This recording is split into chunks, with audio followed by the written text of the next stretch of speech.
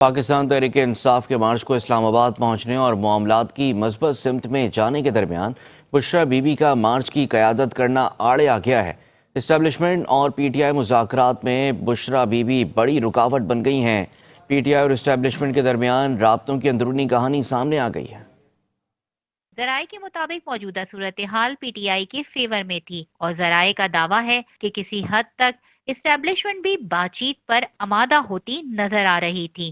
نون league کی جانب سے مذاکرات کے لیے کمیٹی کی تشکیل اور محسن نقوی کی کمیٹی میں شمولیت کو پاورفل کوریڈورز کی حمایت سمجھا جا رہا تھا، لیکن بشرا بی بی کی جانب سے مارچ کی قیادت کے از خود فیصلے سے پارٹی کی قیادت پریشانی کا شکار نظر آ رہی ہے۔ ذرائع نے دعویٰ کیا ہے کہ اسٹیبلشمنٹ کی حمایت سے بیرسٹر گوہر کو خاص طور پر راول پنڈی لایا گیا اور بانی پی ٹی آئی سے بات چیت کی اجازت دی گئی، جس میں بانی پی ٹی آئی سے کہا گیا کہ وہ بشرا بی بی کو سیاست سے الگ رکھنے کا حکم دیں۔ تاہم بانی پی ٹی آئی نے کہا کہ انہوں نے بشرا بی بی کو سیاست میں آنے کے لیے نہیں کہا، تاہم وہ بشرا بی بی سے درخواست کریں گے کہ وہ سیاست سے دور رہے، جس کے بعد بیرسٹر گوہر سمیت دیگر افراد کو خصوصی طور پر بشرا بی بی کے قافلے سے کچھ دور پہنچایا گیا۔ ابھی تک پی ٹی آئی لیڈرشپ کا بشرا بی بی سے رابطہ نہیں ہو سکا، جس کی وجہ سے